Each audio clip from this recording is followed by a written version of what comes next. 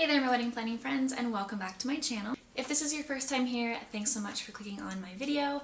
I'm Emily Summer. I'm a wedding planner based in Montana, and I make weekly videos on wedding planning tips and advice. So with wedding season getting a little bit closer to the end, I wanted to do a topic all about winter weddings and tips to help you pull off a winter wedding. So there's a lot of benefits to having a winter wedding, especially if you're watching this right now in the end of 2021 wedding season. Next year is already crazy chaotic with weddings, as we saw a lot of postponements due to COVID last year and everything. And so everything is moving a lot quicker and being booked out sooner, and a lot of people are struggling to reserve those summer Saturday wedding dates all the way into next year, and I've already started booking into 2023. So that being said, you might have a lot easier time getting dates secured, getting venues and all those vendors that you want to work with in a winter wedding. Now, even barring any of the crazy circumstances we've been dealing with wedding season recently, winter weddings have a lot of benefits just in general. Winter weddings are considered off-season or off-peak season in many areas. This means that you can likely book your venue and maybe even some of your vendors for a cheaper rate than you can during the summer months. So this can help you save money in a lot of different areas of your wedding planning. However, when you are planning a winter wedding, there's a lot of things to consider. So here are some tips to help you pull off your perfect winter wedding.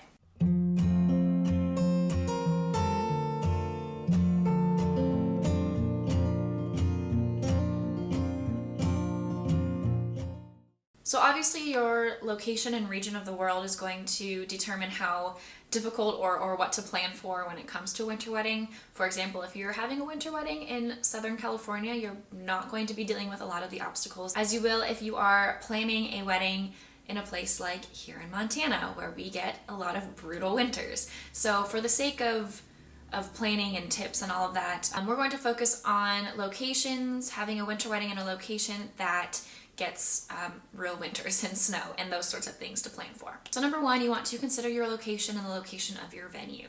You want to be thinking about what the road conditions are going to be like going out to that venue. Is it up a windy mountain road?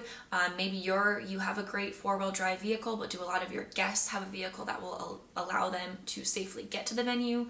Are a lot of people going to be traveling from out of state and needing to be renting a car or not know how to drive in the snow?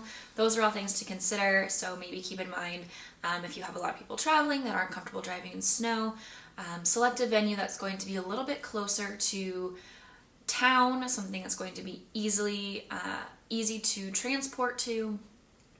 And you also want to consider, is your ceremony and reception going to be in the same location? I highly recommend having it in the same location if you can, to minimize any additional traveling times, or if road conditions are not great, that limits the amount of time that guests and yourself have to be on the roads. But on that note, if you are going to have your ceremony and reception in the same spot, you need to make sure that your venue will obviously allow for that and have the capacity for that. So this can determine your guest count, as if you are having a ceremony and reception in the same spot, and if it's all going to be indoors, as most winter weddings are likely going to be, this might limit your capacity and how many guests you're able to have at that site. When you do have a winter wedding and everything is indoors, you are limited a little bit more to space, obviously, and this is something to definitely keep in mind when you're touring venues. And is it going to be a space that you can easily transition your ceremony into a reception space, or is there a location, two separate locations on the same site, that you can have an indoor ceremony and move to another location still on site to have your reception, so that you're not having to do a flip? Flips are always an option, and what I mean by a flip is basically you set up the space for the ceremony, and then after the ceremony during cocktail hour, you are flipping the space for the reception. So this can be tricky depending on the amount of room that you have and how many guests are going to be there, and if they're going to be in the space during cocktail hour, and trying to maneuver around them. So just keep that in mind if you do plan to have your ceremony and reception in the exact same location, that you have a good plan in place and you have good staff and people that are going to be there to help flip that space seamlessly. You also want to consider the timing during the winter and consider travel costs and holidays. So if you know you want to have a winter wedding but you're not sure exactly when in the winter and you're maybe thinking around the holidays, keep in mind that if you have a lot of people that are going to be traveling and buying plane tickets, flights are peak price from Thanksgiving to New Year's. So if you are planning a wedding in between that time frame and a lot of your guests need to book plane tickets, just keep that in mind as they're going to be spending the most amount of money on flights during that time frame. Speaking of guests, you also want to make sure that they are comfortable during the day. So if it's a really blistery cold winter wedding day, obviously you want to make sure that the venue that you have has heat. And if it doesn't, maybe choose one that does. No, if it doesn't and it still stays fairly warm and you have the ability to have heat lamps, that definitely helps. Although there's only so much a heat lamp can do, and it really is only warm when you're standing right by it. So just keep that in mind if you think that you can get married in a barn that doesn't have heat and you'll just have heat lamps in there. This is fine for like cocktail hour for a short period of time, but I would not recommend that being your solution for the entire evening, as guests will not be comfortable and they will probably leave if they're not. Other ways to keep guests comfortable is to provide blankets for the ceremony or even during the reception, and have hot beverages like hot chocolate and hot cider, and this also helps give that element of being cozy and romantic, and which is really one of the big benefits and pulls and draws to having a winter wedding, I think. Another good idea to have when you're having a winter wedding is to have a coat check.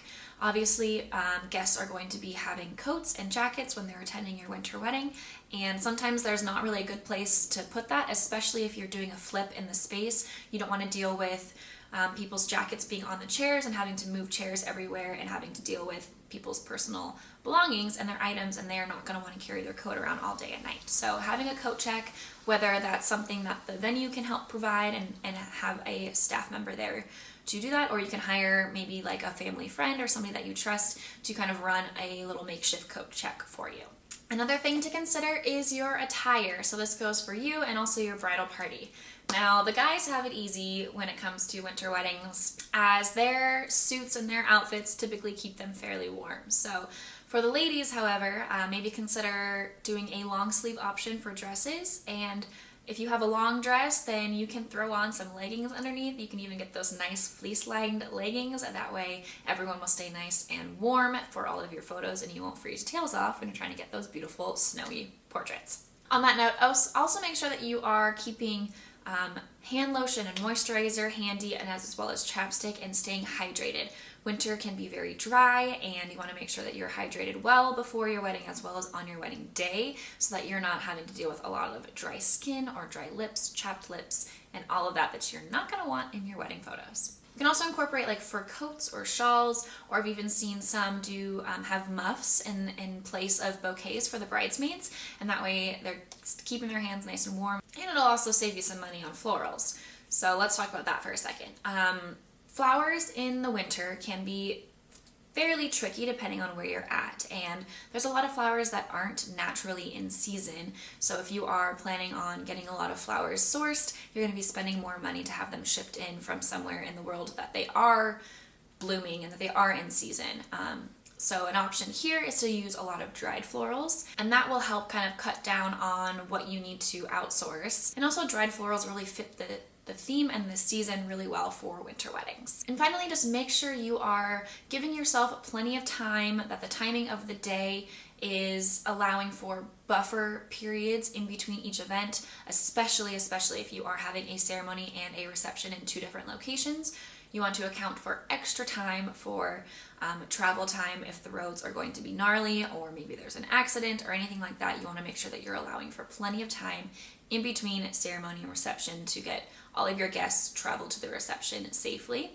And you also want to make sure that you are giving yourself a little bit of buffer time in between events as well. If there are, maybe there's a big storm that's blowing through that you're trying to let kind of die out before you go out and take your photos. So allowing some flexibility to be able to work with the weather a little bit better.